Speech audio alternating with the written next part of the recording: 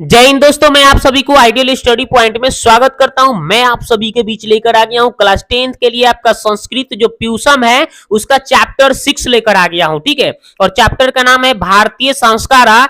इस चैप्टर से जितने भी ऑब्जेक्टिव या फिर सब्जेक्टिव क्वेश्चन आपके एग्जाम में पूछे जाएंगे इसी वीडियो से देखने को आपको मिलेंगे। तो वीडियो को शुरू से अंत तक देखिए, बिल्कुल मजा आ जाएगा। ठीक है, आपके एग्जाम में एक भी क्वेश्चन नहीं छूट सकते हैं। ठीक है, तो चलिए स्टार्ट करते हैं। तो सबसे पहले हम महत्वपूर्ण बिंदु की बात करते हैं जिससे आपका ऑब्जेक्टिव आएंगे। संस्कारों की कुल संख्या कितने होते हैं? तो 16 होते हैं। ये आपका एक ऑब्जेक्टिव यहां से ये पूछ लिए जाते हैं। आगे देखिए, जन्म से पहले कितने संस्कार होते हैं? तो 3 संस्कार होते हैं। ये भी ऑब्जेक्टिव में पूछे जाएंगे। ठीक है, कौन कौन से संस्कार है? तो देखिए हमने क्वेश्चन में भी लिख दिया है, गर्भाधान, पुष्पवनम और सीमांतो नयनम। ठीक है, आगे देखिए अगला पूछा जाएगा, शैशव संस्कार कितने होते हैं? तो 6 होते हैं। कौन कौन होते हैं ये नहीं पूछते हैं, लेकिन 6 संस्कार होते हैं। शैशव संस्कार, शैशव संस्कार कितने होते हैं? 6। और कौन कौन होते हैं ये भी हम आपको बता देते हैं। एक होता है जातकर्म, नामकरणम, निष्क्रमणम, और उसके बाद है अनप्रशासनम, और उसके बाद है चूड़ाकर्ण। ठीक है, उसके बाद में कर्ण वेदन, कर्ण वेदन चेती, ये सब है। आगे देखिए, अब शैक्षणिक संस्कार कितने होते हैं? तो 5 होते हैं। कौन कौन है? तो अक्षर आरंभ हो गया, उपनयनम हो जाएगा, वेदारंभ हो गया, केशांतन हो जाएगा, और समापवर्तन है ना, समापवर्तन चेती, ये हो जाएगा। आगे देखिए, गृहस्थ संस्कार कितने होते हैं दोस्तों? तो 1 होते हैं। ये भी ऑब्जेक्टिव में पूछे जाएगा, जो विवाह, जिसको विवाह संस्कार भी बोला जाता है ना। गृहस्थ जीवन विवाह हो जाने के बाद चालू हो जाता है। आगे होता है, लास्ट है मरणोपरांत, यानी अंतिम संस्कार जिसको बोला जाता है। मरणोपरांत संस्कार एक होता है, यानी अंतिम संस्कार मरने के बाद होता है। अगला है कि उपनयनम संस्कार में गुरु शिष्य को लाने शिष्य के घर जाते हैं। उपनयन संस्कार में क्या होता है? गुरु जी शिष्य को घर लाने जाते हैं। ठीक है, आगे है, प्राचीन काल में शिष्य को ब्रह्मचारी कहा जाता था। यह भी ऑब्जेक्टिव में पूछा गया है। आगे है, जात कर्म, नामकरणम, निष्क्रमणम, अनप्रशासनम, चूड़ाकर्ण, कर्ण वेदन चेष्टि, शैशव संस्कार, ये के अंतर्गत ये सब आते हैं। ये सब शैशव संस्कार के अंतर्गत आते हैं। आगे देखिए, मंडप निर्माण, वर पक्ष, कन्यादान है ना, कन्या का घर में स्वागत है ना वर का। आगे है कन्यादान, अग्नि स्थापना, सिंदूर दान, ये सब इत्यादि, ये सभी गृहस्थ संस्कार के अंतर्गत आते हैं, यानी विवाह संस्कार के अंतर्गत ये सब आते हैं। ठीक है ना, इसको देख लीजिएगा। अब चलिए, हमारा यहाँ पे महत्वपूर्ण बिंदु तो कंप्लीट हो गया। अब हम ऑब्जेक्टिव की बात करेंगे। तो देखिए यहाँ पे सबसे पहले ऑब्जेक्टिव ये है, संस्कार प्रायः कितने प्रकार के होते हैं दोस्तों? तो 5 प्रकार के संस्कार होते हैं, और कुल मिला के 16 गो संस्कार है। ठीक है, आगे देखते हैं, केशांत संस्कार किसके अंतर्गत आता है? तो केशांत संस्कार जो होता है शिक्षा काल यानी शैक्षणिक संस्कार में आता है। चूड़ाकर्म संस्कार किसके अंतर्गत आता है? तो शैशव संस्कार के अंतर्गत आता है, यानी शैशव अवस्था में आता है। ठीक है,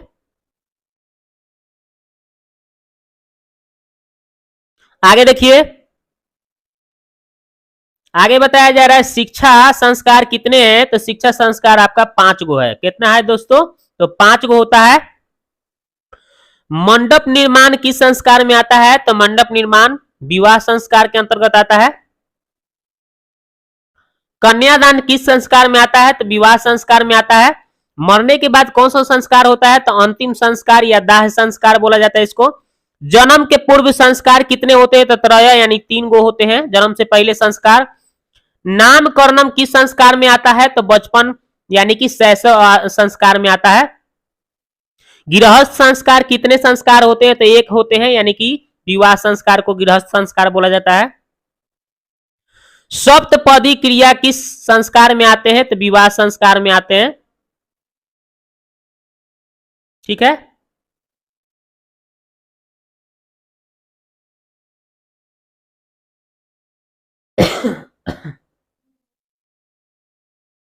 आगे देखिए, बचपन में कितने संस्कार होते हैं? तो 6 गो संस्कार होते हैं, है ना, बचपन में, शैशव अवस्था में। आगे देखिए, गर्भधारण किस संस्कार में आता है? तो जन्म से पूर्व संस्कार में आता है। भारतीय संस्कार का महत्वपूर्ण उपदान क्या है? तो संस्कार है पानी ग्रहण किस संस्कार में होता है? तो विवाह संस्कार में। भारतीय महत्वपूर्ण स्रोत क्या है? तो संस्कार है, भारत का महत्वपूर्ण स्रोत संस्कार है।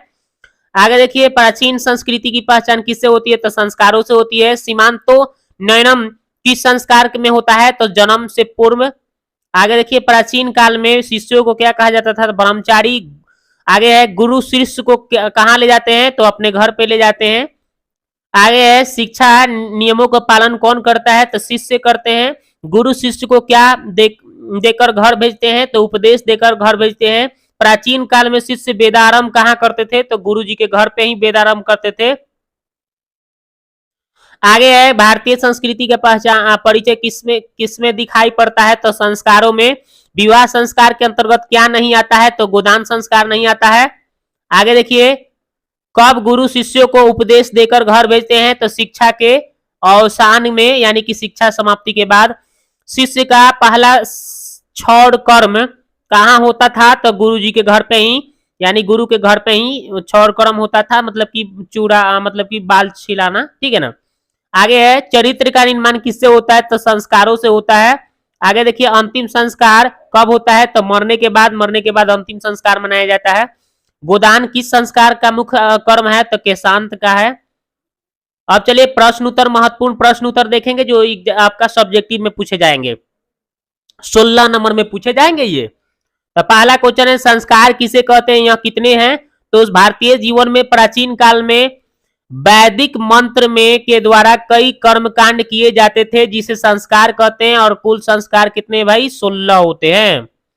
आगे है, विवाह संस्कार का वर्णन करें। तो विवाह संस्कार एक पवित्र संस्कार है। इस संस्कार में मंडप निर्माण, वर वधु के वर के घर वर पक्ष का स्वागत, कन्यादान, अग्नि का स्थापना, है ना, सप्तपदी एवं सिंदूरदान, ये सभी विवाह संस्कार के अंतर्गत आते हैं।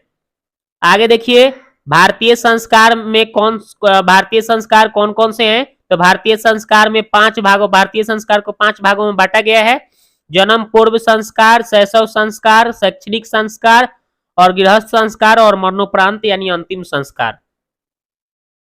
संस्कारों का महत्व क्या है? तो भारतीय जीवन में संस्कारों का अत्यंत महत्व है। यह कई प्रकार के पापों और दोषों से मुक्त कराता है। आगे है, केशांत संस्कार के बारे में लिखे। तो केशांत संस्कार में शिष्य गुरु के घर में अपने केस को कटवाते हैं, केस को छिलवाते हैं, यानी मुंडन होते हैं। तो ये चैप्टर आपका कंप्लीट हो गया।